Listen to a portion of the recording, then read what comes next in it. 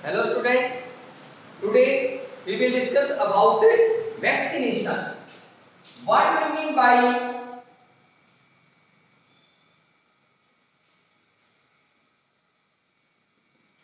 Vaccination? Vaccination क्या है? देखिए, ये जो वैक्सीनेशन वर्ड है आज बहुत ही फेमस भी हो चुका है पहले से ही, हालांकि तो वैक्सीनेशन क्या है? और तो वैक्सीनेशन, हम वैक्सीनेशन को किस वे से प्रिपेयर करते हैं? देखिए, first of all vaccination introduction of introduce of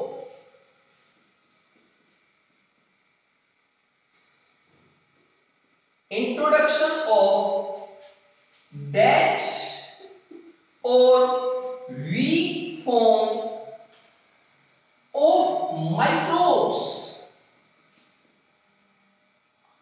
or pathogen or antigen inside body कि वीक और डेड फॉर्म में पैथोजन को इंट्रोड्यूस कर देते हैं inside body, against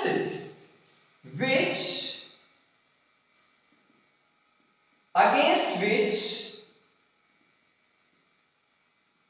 our body develop immunity, और यू कैन से डेवलप, क्या डेवलप करेगी? एंटीबॉडीज।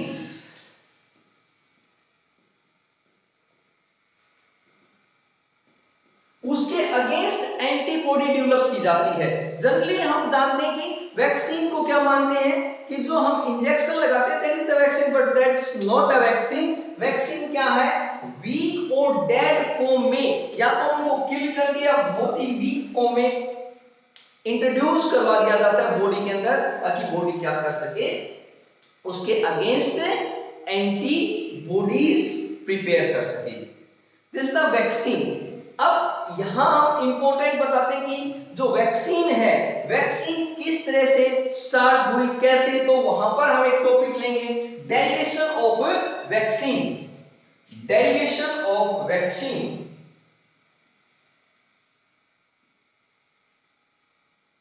Derivation of vaccine. एक बड़ी इंटरेस्टिंग सी कहानी है इसके पीछे कि वैक्सीन का डेरिवेशन कैसे हुआ, किसने इसको फर्स्ट ऑफ ऑल सबसे पहले स्टार्ट किया, वो एडवर्ड जिनर थे। तो देखिए क्या था, इन पास्ट काफी साल पहले, नियर अबाउट, क्या आप बोल सकते हो, बिलो 3 सेंचुरी पहले, एक बहुत ही भयंकर, जैसे अब फैली हुई एक disease I, that is small pox. Small pox, ध्यान से देखें, स्मॉल पॉक्स। यहां मैं थोड़ा सा बता देता हूं, मेरी काफी वीडियो यूट्यूब डिस्कार्ड कर रहा है, मैं फिर उनको बताना चाहता हूं, न हम किसी को कॉपीराइट कर रहे हैं, न हम किसी का कंटेंट उठा रहे हैं, ये सब कंटेंट हमारे अपने हैं, आप कहीं भी कंपेयर कीजिए, but don't discard my video. तो देखिए, स्मॉल पॉक्स, स्मॉल पॉक्स एक डिजीज बहुत ही भयंकर तरीके से फैली। तो क्या था, काफी पर्सन इससे क्या हो गए, डेड होने लगे, just like at present time, but this is a pandemic disease, sorry, epidemic disease, at present is a pandemic disease। then तो ये भी क्या थी, स्प्रेड हो रही थी from person to person. Care करने के लिए भी बड़ी प्रॉब्लम आ रही थी, केयर कौन करे, बट बाय चांस क्या हुआ कि कुछ पर्सन हैं, वो कुछ पीपल हैं, वो सरवाइव कर गए, and they develop antibodies against small pox. लेकिन उन्होंने स्मॉल पॉक्स के अगेंस्ट एंटीबॉडी डेवलप कर ली अपनी बॉडी के अंदर। अब उसके बाद देखें क्या किया, फिर देखा गया एक क्या था, मिल्क मेड था, मिल्क मेड, उसके डिजीज हुई काउपॉक्स एंड और जो वो क्या आल्सो रेजिस्टेंट हो गया विद या by smallpox. This mean, इसका मतलब क्या हुआ, smallpox and cowpox are equal. और बस यहीं से क्या हो गया, वैक्सीन डेवलप की गई। वैक्सीन डेवलप बाय, जो वैक्सीन है वो उसको सबसे पहले किसने डेवलप किया, एडवर्ड जीनर ने। और जो वैक्सीन वर्ड है वो किससे आया, मीन वैक्सा। वैक्सा क्या, काउ से आया, काउ से आया वैसा, काउ वैसा। और इसको क्या किया गया, इंट्रोड्यूस किया गया लैटिन में काउ पॉक्स, और लैटिन में काउ पॉक्स को बोला वेसिना। वेसिना मीन, और इसी वेसिना से आ गया वैक्सीनेशन और वैक्सीन। वैक्सीनेशन और vaccine. So in this way अब क्या किया गया, नियर अबाउट 8 ईयर ओल्ड एक बच्चे को उन्होंने, मे बी जेम्स नाम था, उसको इंजेक्ट किया गया। उसकी मदर ने खुद उसको बोला कि जैसे आज आप देखते हो वैक्सीन किसको दी गई है, तो उसी तरह से वैक्सीन उस बच्चे को दी गई and he develop a antibodies against small pox, और उसके against small pox antibodies develop कर ली गई बाय दैट वॉइस।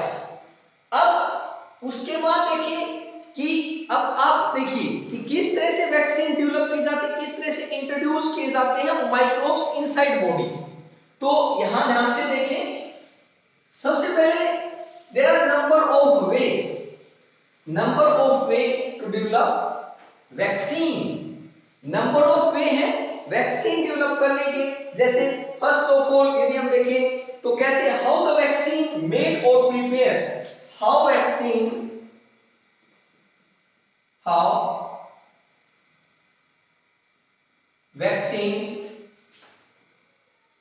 मेड, किस तरह तैयार की जाती है वैक्सीन, कि कैसे माइक्रोब्स को इंट्रोड्यूस करवाएंगे, कैसे उनको किल करते हैं। फर्स्ट ऑफ ऑल देखिए, first of all killed virulent organism, killed virulent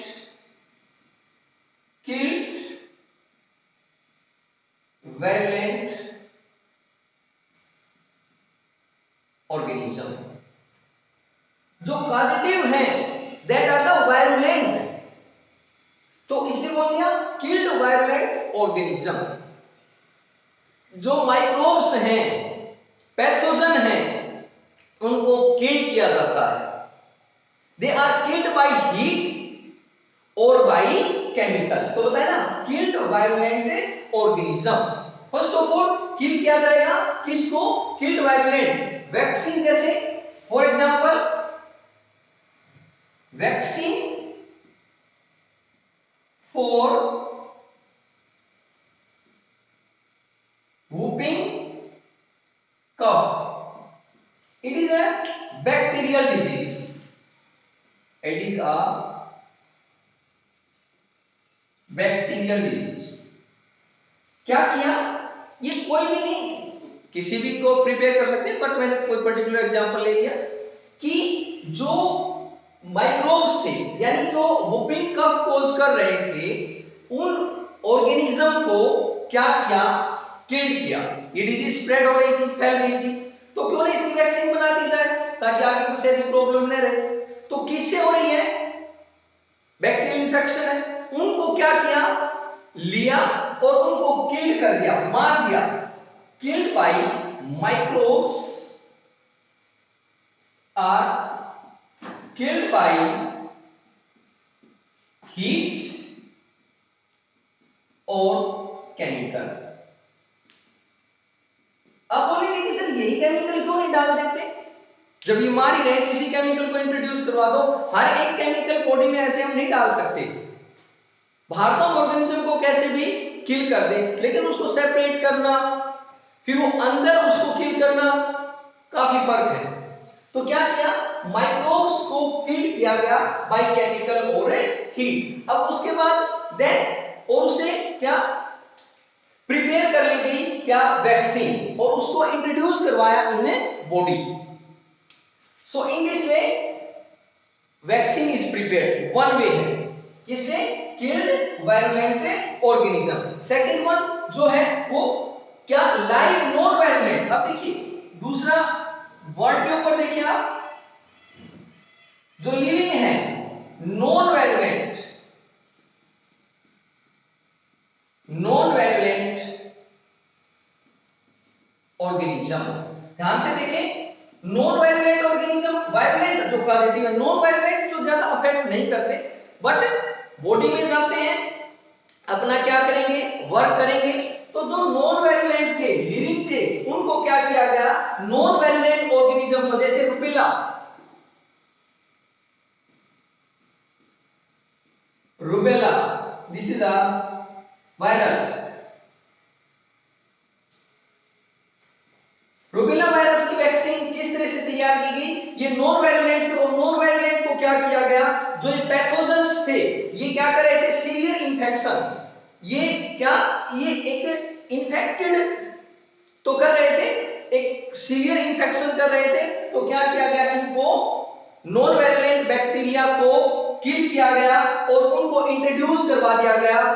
ये इन्फेक्शन तो कर रहे थे बट बहुत ज्यादा नहीं, इसलिए इनको क्या बोल दिया, नॉन वायरुलेंट। बट इसकी क्या, वैक्सीन तो प्रिपेयर करनी बहुत जरूरी थी। अभी भी आप देखेंगे कि बहुत ज्यादा हार्मफुल तो नहीं है वायरस, बट फिर भी इसको कंट्रोल करना जरूरी है। नॉन वायरुलेंट, तो देखिए रुबेला है, तो नॉन वायरुलेंट बैक्टीरिया के अगेंस्ट, सॉरी वायरस के अगेंस्ट कैसे की गई, not cause severe infection, not cause, या दैट वो नॉट कॉज, क्या नहीं कर पाई है, सीवियर इंफेक्शन, सीवियर इंफेक्शन ये कॉज नहीं करता। तो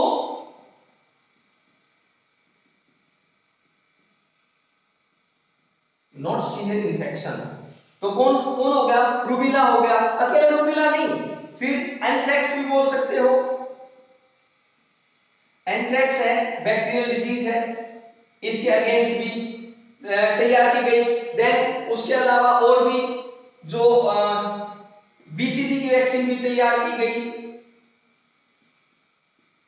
बीसीजी अगेंस्ट, किसके अगेंस्ट हम बोल सकते हैं, जो ट्यूबरकुलोसिस बोल सकते हो, बीसीजी अगेंस्ट, अगेंस्ट टीबी। तो ये क्या है, these are the vaccine prepared by way of non virulent organism. Then उसके बाद नेक्स्ट है मॉडिफाइड टॉक्सिन, मॉडिफाइड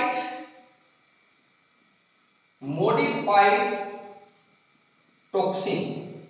अब जैसे देखिए as name indicate, modified toxin, जो टॉक्सिन है, टॉक्सिन कौन रिलीज करते हैं, toxin are released by the microbes, जैसे डिप्थीरिया है, टेटनस है, अगेंस्ट डिप्थीरिया, टेटनस, तो इनके अगेंस्ट क्या हुआ, जो ये क्या कर रहे थे, toxic substance produce by the bacteria. ये जो टॉक्सिक सब्सटेंस थे, toxic substance produce by bacteria, यानी ये है microbes, toxic substance produce by the microbes, उनको देखा गया और उनको क्या कर दिया गया, मेड हार्मलेस, मेड हार्मलेस। अब यहां पर बैक्टीरिया को किल नहीं किया गया, तो क्या कर दिया गया कि जो टॉक्सिक सब्सटेंस थे, जो बैक्टीरिया क्या कर रहे थे, रिलीज कर रहे थे, उस टॉक्सिक सब्सटेंस को हार्मलेस बना दिया गया। भाई तुम अपना काम करते रहो, कोई बात नहीं, जो केमिकल रिलीज किया उस केमिकल को इनएक्टिव कर दिया। तो इस तरह से वैक्सीन तैयार कर दी। बैक्टीरिया आए, उन्होंने क्या रिलीज किया, टॉक्सिक सब्सटेंस रिलीज किया, और उस टॉक्सिक सब्सटेंस को वैक्सीन हमने पहले ही प्रिपेयर कर रखी थी, और उसको क्या किया, जो ही वो आए उसको क्या कर दिया गया, हार्मलेस कर दिया गया। So this is a modified toxin. Then next one is, next one method है isolated antigen, isolated antigen, isolated antigen.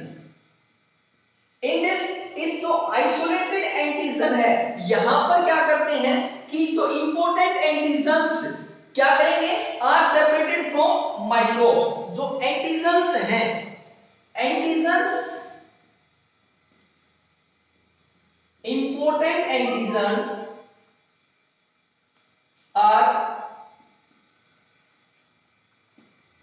are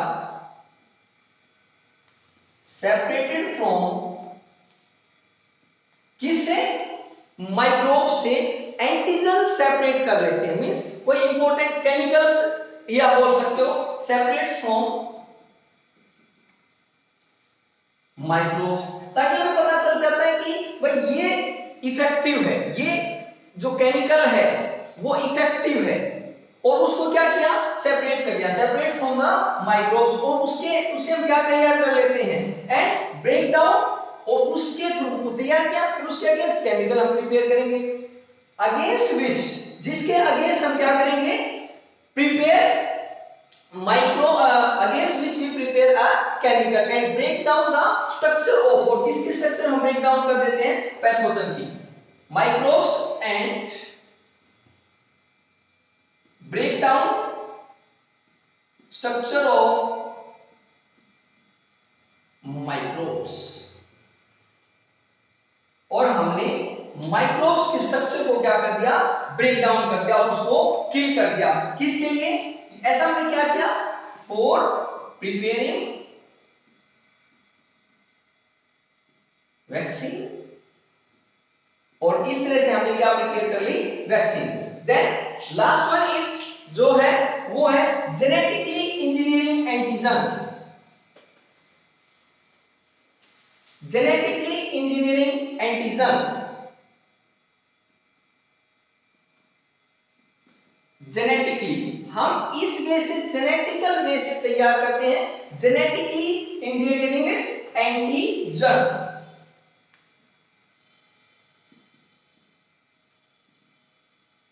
और simply you can say by genetically method, genetic engineering method, genetical engineering antigen, यहां तक भी लिख सकते हो, bye genetic वे। इसमें क्या करते हैं, बायोलॉजिकल वे से हम एंजाइम्स जो हैं, एंजाइम्स को यूज करते हैं, जैसे लिगेज है, रिस्ट्रिक्शन एंडोन्यूक्लिएज है, हम पर्टिकुलर किसको, जीन्स को किस से, एंजाइम से ब्रेक डाउन करेंगे। वेक्टर पर जैसे प्लास्मिड है, वेक्टर का काम करता है। प्लास्मिड क्या है, plasmid is a extra circular DNA present in bacteria, that is a plasmid, that act as vector, जो किसका काम करता है, वेक्टर का काम करता है। हालांकि ये यहां का टॉपिक नहीं, फिर भी लिख लेते हैं, plasmid, plasmid extra circular DNA which act as a vector. तो किसका काम करेगा? वेक्टर का काम करेगा। यहां पर क्या करते हैं, जैसे हेपेटाइटिस बी है, hepatitis B,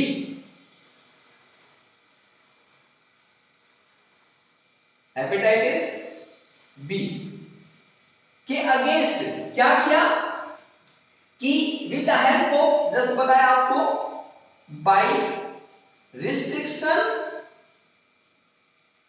endonuclease. Restriction endonuclease क्या है? It is an enzyme, biological agent है। इससे हम कट करते हैं, किसी भी डीएनए को कट करेंगे। रिस्ट्रिक्शन एंडोन्यूक्लिएज से हमने क्या किया? कट किया, और उसको क्या कर दिया? यूज्ड टू एक्सट्रैक्ट, और उसको क्या किया? यूज्ड एज, उसको यूज किया टू एक्सट्रैक्ट, क्या निकालने के लिए? उसके जो केमिकल्स हैं, use to extract from pathogen. Restriction endonuclease को यूज किया टू एक्सट्रैक्ट पैथोजन। पैथोजन जैसे जो हेपेटाइटिस बी के अगेंस्ट था, फॉर किसके लिए? फॉर पर्टिकुलर एंटीजन, उसको यूज किया गया। एंड देन, और फिर वहां से क्या किया? और वो जीन अब निकाल लिया हमने, अब दूसरे जीन इंट्रोड्यूस करने हैं, और वो इंट्रोड्यूस किए और उनको बाइंड कर दिया with the help of enzyme में लिगेज। किसकी हेल्प से? लिगेज से। And introduce in and introduce by, और उसको इंट्रोड्यूस कर दिया गया किसके अंदर? हार्मलेस फॉर्म के अंदर, इंट्रोड्यूस बाय, सिंपली ये कर सकते हो लिगेज। ये भी क्या है? लिगेज। लेकिन इसमें यूज किसका हुआ? प्लास्मिड का। डीएनए से कट करना रिस्ट्रिक्शन एंडोन्यूक्लियस से, फिर क्या करना? उसको प्लास्मिड के ऊपर अटैच करना, फिर उसको लेके जाना, और फिर उसको बाइंड अप करना with the help of a ligase. So in this way we prepare vaccine. This is all about vaccination. For more detail, please subscribe our channel, like, share and subscribe. Thanks.